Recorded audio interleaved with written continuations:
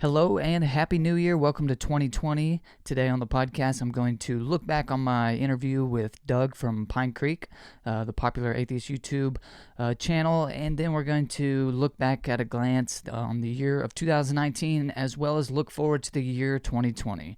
My name is Haden Clark, and this is Help Me Believe.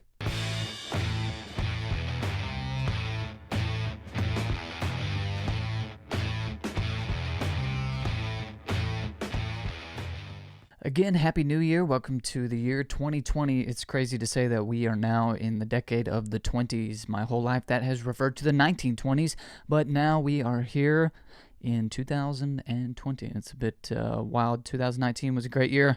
To kick off the new year, I don't have an interview this week. So I'm going to go back to an interview I did with the atheist Doug from the popular YouTube channel PineCreek. Our second interview, actually, we did an interview on his channel, or I guess actually our third interview, technically. We did an interview on his channel. He interviewed me.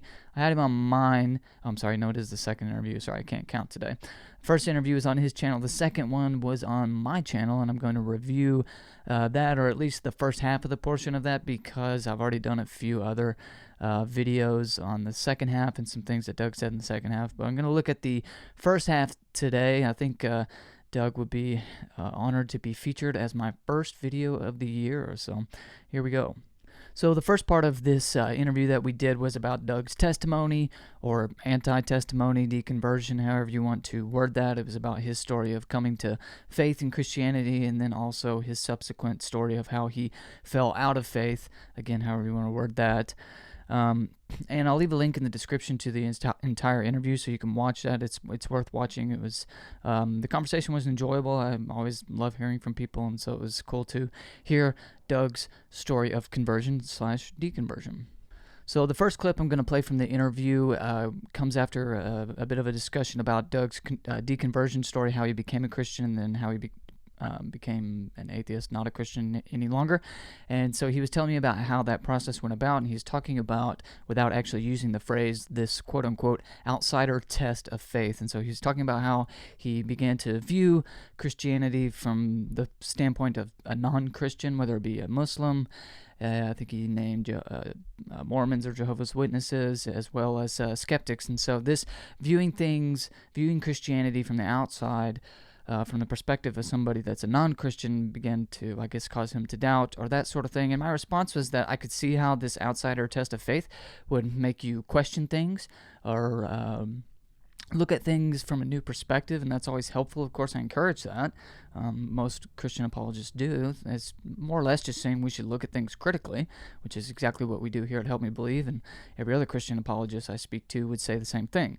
And so I could see how it would cause somebody to look introspectively like that and examine things critically, but it shouldn't, at least, cause you to give up your beliefs. You would need something else, so you would have to say, well, this caused me to look at things critically, but it was this point that changed my view of, say, the argument for the existence of God or the argument for the resurrection. You would need something else to change your mind, and so I was interested in getting at that, and so that's where we come to this first clip.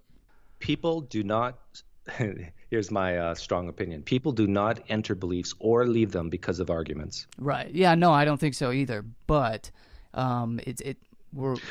there's entering into beliefs and exiting beliefs, and then what is true, what is false. Like you may enter into a true belief for a bad reason or something like that, but we're going to know whether or not it's true or false based on the evidence and reason, right? Well, we think we will. How many times in history have we thought we've known something and we turned out to be wrong? Well, if it turned out to be wrong, how did we know that it turned out to be wrong? It's like it turned out to be wrong because of the evidence and the reason, right? Right. And so that's part of the scientific method of having provisional beliefs, provisional knowledge, until we get new information. Yeah, sure. But I think we do change our minds based on evidence, but I don't think that's the majority of the time. I think actually very few people can do it. No, I agree. Have you read Jonathan Haidt's The Righteous Mind? No, but I'm familiar with it, and I've read some of it. But yeah, that's exactly what I'm saying here. Yeah, no, I agree with that wholeheartedly. I Yeah. think that's definitely true. It was definitely true for me. I think it would probably be true if I left Christianity. I think it's kind of I don't know. See if you agree with this or not. Do you think it's kind of a combination of both? I think you kind of got to see it from the different perspective, like you're talking about, and see that it would be okay if I was an atheist. Whether for emotional reasons or whatever, I could be an atheist. Yeah, and then you gotta convince yourself of the rationality and the reasonableness of it. Do you think that's probably the case? I think it's 80-20. I think probably 80% of what we do, how we behave, how we live our lives, is because of these level one intuitive, emotional type factors that we might not even be aware of. And then maybe there's 20% that we sit down and objectively try to sort through things and figure out what's true or not based on the evidence. So I found this clip to be mind-blowingly honest, not because I think it's like a weakness in Doug's position or on his part or anything like that. In fact, you hear me say that I believe this is how I became a Christian, not because of, say, the historical argument for the resurrection of Jesus or because of the cosmological argument for God or something like that, but because of an experience I had and because I saw the gospel as beautiful. And I would argue that the internal witness of the Holy Spirit was testifying to me of the truth of the gospel. Now, that would all be subjective nonsense to a skeptic, and that's fine. I wouldn't actually use that as an argument to defend Christianity. I would talk about the historical argument for the Gospels and the resurrection, as well as the standard arguments for the existence of God. But what blew my mind here about Doug's honesty was that he was saying that his deconversion from Christianity wasn't really about the evidence or reason and the arguments, that stuff did not come until later, which is perfectly fine with me. As I said, I'm not going to use that against him or against the atheists. If you listen closely, though, I made the distinction between belief, epistemology, and what was true, so maybe ontology or something like that. So I said, you may come to believe something for bad reasons. For example, if you think believing Christianity based on experience is a bad reason, but the belief could still be true. So the way in which you came to believe something doesn't tell us anything about whether or not it's true or false. You may come to believe in Jesus because of a warm, fuzzy feeling or something, but that doesn't make the belief false any more than it makes the belief true. So what makes a belief true or false? And the short answer is, does it correspond to reality? So based on the evidence and the reason, is X, a proposition, more plausibly true than false? That's how we come to know what is true and what is false. And so this is just the distinction, the point that I was trying to make to Doug, and I take it that he actually agrees, but he just finds, I guess, the epistemology, the way in which we come to believe things more interesting or perhaps even more important, I'm not sure. So this whole seeing things from a different perspective or this outsider test of faith is all well and good, but I don't think it helps us to arrive at what is true and what is false. It's a helpful methodology to see the potential flaws in one's position, but it does not itself tell us which position is true or false. Something else is needed. So I asked Doug outright what made him change his mind on Jesus, and this was his answer. But which argument was it that before you thought it was true, and then because of this, now you saw it was false? Am I making any sense? Well, I can tell you're approaching this like a philosopher, like that you're looking for some type of deductive or inductive argument. That's not how people operate in real life. Right, but we both established that, yeah, we make decisions emotionally, and then we start looking for justifications. But I doubt that that's what you wanted to see. If you want an argument, this is I'll call it the what's more likely argument, but it's not a formal argument. It's what's more likely that that the authors of the New Testament wrote in a new Moses, a new Elijah, a new Elisha, that in the character of Jesus, or that Jesus actually walked on water, or that Jesus actually rose from the dead. What's more likely? And when you start asking those types of questions, you realize if you have nothing invested and you don't care about heaven and hell, you'll see very quickly that, Mark was a brilliant author. He took what he saw in the Old Testament and he created a new narrative. And that the Jews, some Jews, a very small sect of Jews, reinterpreted, and even Michael Licona says this, reinterpreted the Old Testament narratives to come up with a dying and rising Messiah. And so when you ask the what's more likely question, the what's more likely argument, I think you'll find it is more likely that this is a story built upon Old Testament narratives. Not to say it's all fiction, not to say it's all made up, but that it's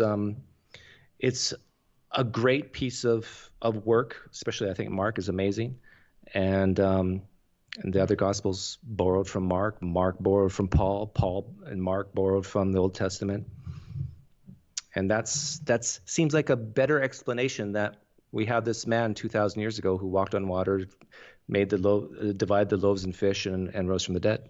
So he kind of criticizes me, not really, but indirectly, for approaching things as a philosopher and looking for deductive and inductive arguments. But really all this is really just being reasonable and rational, as opposed to making decisions based on emotion or fallacious reasoning. We've already established, Doug and I, that people tend to make emotional decisions first, and then back up their decision with evidence and reason. But surely Doug would agree that we should try not to do that, that we should try to make decisions on a reasonable and rational basis. I was assuming that he would not want to admit that he came to be an atheist for intuitive or emotional reasons, but that once he viewed things from an outsider perspective, he saw his previous reasoning was flawed or something like that. And at first it seemed like he was a bit reluctant to do so, but eventually he said that he found it more likely that the gospel writers made up these stories about a real historical figure, Jesus, in light of their Old Testament. So he doesn't deny that, I don't think he's a Jesus mythicist or something like that, but there really was a Jesus. He did some stuff, but these miracles and things were made up and attributed to him based on reinterpretations of Old Testament scripture or something like that. So a few comments on this hypothesis that Doug puts forward, and then we'll move on. First, this whole what's more likely by itself just begs the question. The question then becomes, well, why did you come to view this as more likely? I assume he has reasons, but he didn't state them here. So as it stands, this just begs the question. You can't just say, well, what's more likely, that these things actually happened or that they were made up? They were made up. Well, you're missing a whole lot of premises there, or at least some premises there, as to why that's more likely. That's just an assumption. We actually need evidence and reason, and it took me a while to get him this far, so I wasn't going to divulge on the subject there. I wanted to move on to some other questions. Now, second, this is a theory that fascinates me because there are Old Testament parallels in the New Testament. You can clearly see, some of them, but you would expect this if Jesus really was the Jewish Messiah. There are Old Testament prophecies about the Jewish Messiah that would be true of Jesus if indeed he was the Jewish Messiah. So these similarities, far from being a defeater, they're expected on both hypotheses. So of course we will find parallels between Jesus in the Old Testament if indeed he was the Jewish Messiah. And these parallels would be expected on Doug's hypothesis as well, if they were indeed making it up in light of Jewish prophecies and things that they found in the Old Testament. So it's expected on both hypotheses. So we have the data that it looks like they're either fulfilling the Old Testament. You find the Old Testament text kind of reworked or something like that in the New Testament. But which hypothesis is more likely still stands to reason. We need something else to distinguish which one is more likely. Third, they would need to be examined on a case-by-case basis. The person hypothesizing that the miracle stories about Jesus are just rewrites of Old Testament narratives would have to first show literary dependence. So they can't just be similar. They have to be literarily, textually dependent on the Old Testament. So often the devil is in the details, and what you find is a general motif that the narratives hold in common, but no actual literary dependence. We'd have to examine them individually. And Doug didn't give us any examples here, though presumably he could have. But again, even then, we would expect this if Jesus was the Jewish Messiah. His disciples would have recognized this and seen it in their Old Testament. So we would need another way of distinguishing between the two hypotheses. Now, this would, however, be a valid, or I would say a good reason for rejecting Christianity if you come on some better, if you had some actual evidence and good reasoning to believe that this hypothesis was more likely than the hypothesis that they were telling the truth, or that Jesus really was the Jewish Messiah. That would be a good reason for rejecting Christianity. So Doug did answer the question here, at least to some degree. So this is how Doug goes from being a Christian to being a deist. which intrigued me. Wasn't aware of that he does not go straight to atheism. That's what I thought he did. So this was interesting to me. Eventually, he does go from deism to atheism, and he says he was just kind of holding on to deism for no good reason. And here's why he eventually let go of deism in his own words.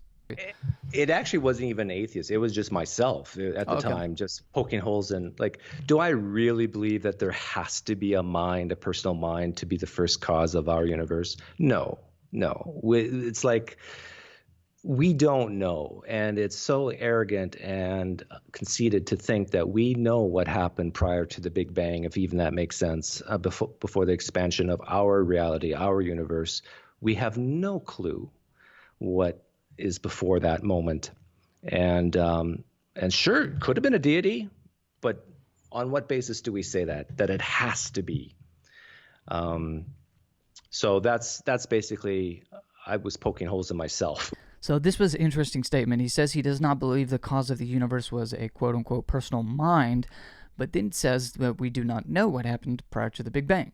Now, this would be a formal contradiction, and I was ready to call it out for how could he know, or how could he not know, and at the same time know that it was not a personal mind? However, he did restate that it could have been a deity, so he did change it up there a little bit. So that was clarifying, and in speaking off the cuff like this, we often say things that aren't very clear and that sort of stuff. And so I don't always feel the need to call people out on what looks like a formal contradiction.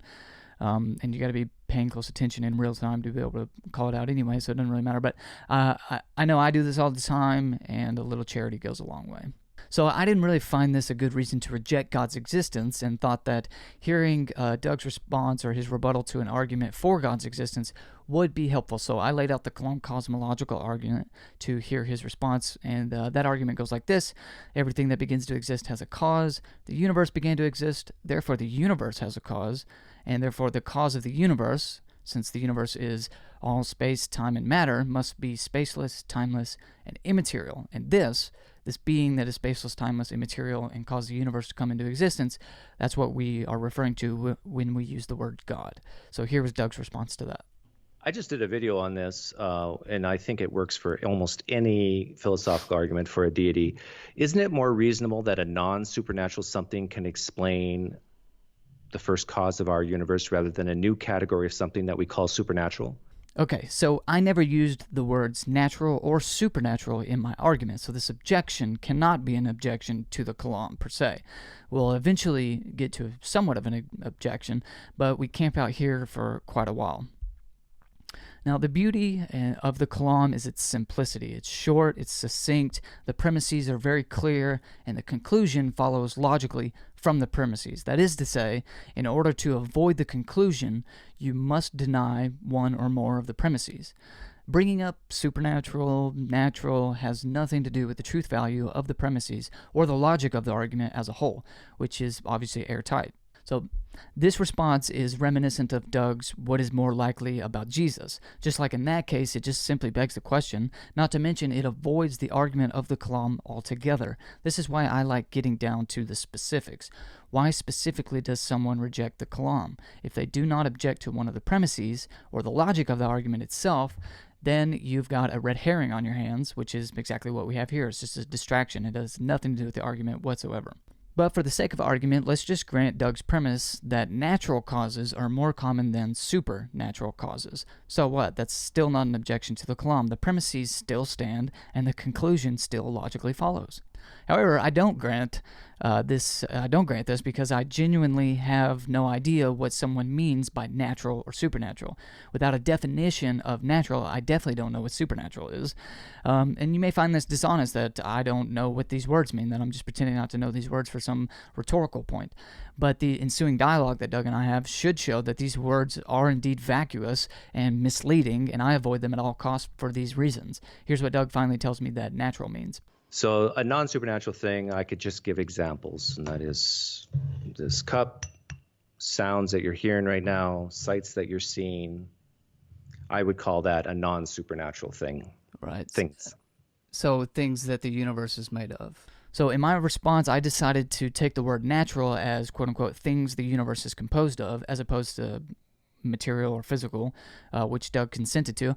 I did this intentionally to point out that obviously the universe could not be brought into existence by something that the universe itself is composed of. For then it would have to already exist in order to bring itself into existence. And here's his response to this unspoken objection. Yeah, but here's the thing. That's one category of things that could be in a different dimension, different time, different space. There could be something before our Big Bang where was completely different than our laws of nature. Like the Big Bang is the beginning of the expansion of our reality, our universe with its known laws. Mm-hmm. It says nothing what happened before then. All right, so he's actually making 2 points here as far as I can tell. And first one is that matter, space, and time could exist in a different way in a universe prior to our own.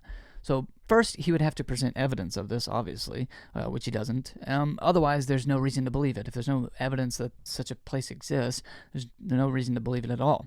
Secondly, I don't think it's coherent to begin with, so it doesn't matter. The universe just is all space, time, and matter, which would include the space, time, and matter of a different or prior universe.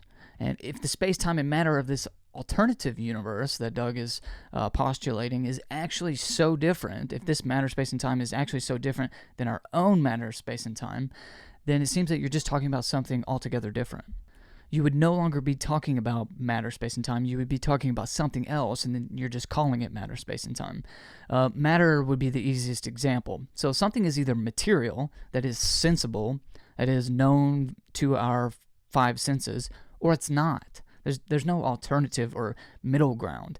You can either sense something, like this table or this coffee cup, or you cannot. So it's not as if there are alternatives to material and immaterial or sensible and non-sensible. Those are your only 2 options. A thing is either sensible or it's not sensible. A thing is either material or it's not material. There's not some other kind of material that you can postulate like Doug is trying to do. It's either material or it's not. And if we can sense it with our 5 senses, which presumably we would have to in order to know that it exists, that something material would exist, we'd have to be able to sense it. And if we can sense it, then it's just material. There's not other definitions of material. And again, even if we granted that such a thing existed, it would have no effect on the Kalam whatsoever. I don't see the connection at all. And the second point he seems to make in this statement is going back to this quote-unquote prior to the Big Bang talk, which is something I never said, something I never brought up. I never mentioned Big Bang cosmology once, so I don't know why it's being brought up. I didn't say that the standard Big Bang model holds that the universe has an absolute beginning, though many scientists and philosophers think that is the case. I much preferred the purely philosophical arguments for a beginning to the universe, like the impossibility of an infinite number of past successive events. What happened prior to the Big Bang does not matter to me. Whether the universe began 14 billion years ago at the Big Bang or not, I believe the universe began to exist on philosophical grounds. So we do finally get back to the actual argument when Doug asks this question. Do you know that unknown something that's material, that's not supernatural, could have always existed or not? Do you know that that's impossible? That's what I was just talking about, the actual infinite. Do you know that that's impossible? Now, the constant interrupting and repeating the question before I have a chance to answer is obviously arrogant and an attempt to intimidate me, as if I'm trying to sidetrack the question, right? The whole interrupting is pretending like I'm trying to sidetrack the question. You wouldn't know if I'm trying to sidetrack the question because I haven't been able to answer yet. I'm actually trying to answer him directly, and what I was going to say was on track with the actual number of physical events being impossible, and that time follows upon the physical, so yes, it is impossible, and we can know it, but he wasn't allowing me to answer. After that, we circle our wagons and we came back to Doug's original objection. Well, here's one. Here's one. Isn't it more reasonable to state that a non-supernatural something has always existed rather than a new category, something called supernatural, has always existed? But I'm not postulating something supernatural because I don't know what that means. And I need you to define it. I think you just defined it when you said immaterial, did you not? And there we have it. The word natural has reduced to nothing more than the material, and the word supernatural has been reduced to the immaterial. And so the reason it is important to reduce these words to what they really are is this. If we use words like natural and supernatural, we might fall prey to Doug's little what is more likely. Why? Because he's defining the stuff of our everyday experience as the natural. Isn't it more likely that something we are familiar with on a day-to-day basis is more like what caused the universe as opposed to something we're not familiar with? Well, not if you reduce the word natural to material, which it obviously means even according to Doug's own illustrations. In fact, it becomes logically impossible. It is logically impossible that something material could bring all of matter into existence. That's impossible. Matter cannot bring into existence all matter, for then it would have to exist in order to bring itself into existence, which is a contradiction. All matter could only be brought into existence by something other than matter. Matter can't bring itself into existence. Something other than matter is by definition immaterial. There is no other alternative, which was my point. And yes, if I had been given the opportunity to say this, we do know this. We know it. Eventually, Doug cedes the logic of the Kalam and postulates that we could have a timeless piece of matter. In other words, we don't have to argue backward to an immaterial, spaceless, timeless cause of the universe. We could have a material and timeless cause of the universe. This would avoid the problem of the infinite number of physical events, at least potentially. Eventually, you get to a single piece of matter existing in a state that is timeless. Okay, so let's have a timeless piece of material. Okay. Postulate you can imagine that. You can imagine that, right? I don't think so, because again, time just does follow upon matter. That is what time is. Time is the measure. Can't you have matter at 0 degrees Kelvin? I took chemistry. At 0 degree Kelvin, you have no motion, but you still have matter. Okay. I have no idea what 0 degrees Kelvin is or any of that, but okay. Okay. So you'll see here a bit of a cessation on my part, and I don't try to hide that. He did actually object to the argument, and it wasn't something that I was familiar with. Just prior to this, I had tried to move on to a different question. I have a lot of questions outlined that I wanted to get to, but he came back with this, and it did catch me off guard. I don't try to hide that. However, it is far from a defeater of the Kalam, or the problem of the infinite number of past events, and here are some problems that I have come up with in retrospect of this. The first one is that the claim is false. 0 degrees Kelvin does not produce, quote-unquote, no motion. That's just not the case. And here's some quotes from some physicists on the matter. Quote, "But matter cannot reach absolute zero because of the quantum nature of particles. This has to do with Heisenberg's uncertainty principle. In parentheses, we can never know exactly both a particle's speed and position. In fact, the more precisely we know its speed, the less precisely we know its position." A second quote, "There really is no physical description that allows for an atom at zero temperature." This is physicist Eric Ramberg of Fermilab. If an atom could attain absolute zero, its wave function would extend across the universe, which means the atom is located nowhere. But that's an impossibility. So here's some physicists saying that this is actually impossible, and I'll leave a link in the description if you want to fact check me on that. So this was nothing more than a play on my ignorance of chemistry, which shouldn't have been hard to deduce, and a closer look proved the statement false, according to physicists who presumably have a superior knowledge of Doug and myself. Second, we also know that the initial condition of the Big Bang was extremely hot and that the universe is now cooled off. And Doug is postulating an initial condition of 0 degrees Kelvin, the coldest possible temperature where there is no motion. How does something at 0 degrees Kelvin get to something extremely hot if there's no motion? It simply does not. It's impossible. But even still, let us assume that there was once a single material thing in the entire universe. That's all that exists, and it's existing at 0 degrees Kelvin, and there's absolutely no motion, zero motion. There's no other particles, there's no nothing, just this one little material thing at 0 degrees Kelvin with no motion. Let's imagine that for just a second.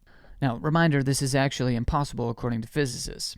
But how do you get from that state to where we are today? How would you get here? You have to have something actualize the potential of that single material thing to become the universe that you and I now live in. How does that happen? In the absence of any motion, you could never get here. You couldn't go anywhere. You have to have something else to actualize it. If this material thing actualized its own potential to get here, that would mean that some part of it would be in motion. But then there would be time, and that would defeat the purpose of hypothesizing such an impossible state. If there was a time when there was a single material, motionless thing, that is all there ever would have been. Well, how does God fare any better? Well, he isn't material, and that's the whole problem. The whole point is that time follows upon matter. Where there is matter, there's motion, and then there's time. God is not material, and so does not fall prey to the same follies as this impossible state of affairs. For other reasons, like the first way of Thomas Aquinas, or what Dr. Edward Fraser calls the Aristotelian argument for God, we arrive at God being purely actual. That is, there's no potency in God. He is always in act, and so does not have to move from potency to act like the material thing that Doug is postulating would have to do, since it has no motion. Anyway, we eventually get on to the subject of how we know things. We completely switch gears here. How confident are you that when I let go of this pen, it's going to fall? Very confident. Are you more or less confident that God, a God, created the universe? I'm very confident that more or less than this pen. I don't know how I would be able to weigh those two. First of all, I would have to have more precise. I know how you know weigh those two. Okay, how? Repeatability.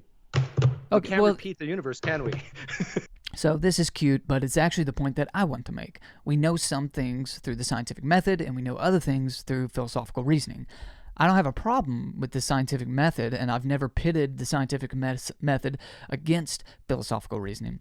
However, the repeatability thing that Doug was stuck on actually assumes, this repeatability assumes the validity of an inductive reasoning, which is philosophical reasoning. It assumes that that's a valid way of reasoning. So even on his own illustration, philosophy is more fundamental, which is just true of science in general. Philosophy is more fundamental than science, and that's not a knock against science, it's just the way things are. And why some atheists are hesitant to accept this is completely beyond me. It isn't a cessation on their part. I brought up a counterexample to this to make a point.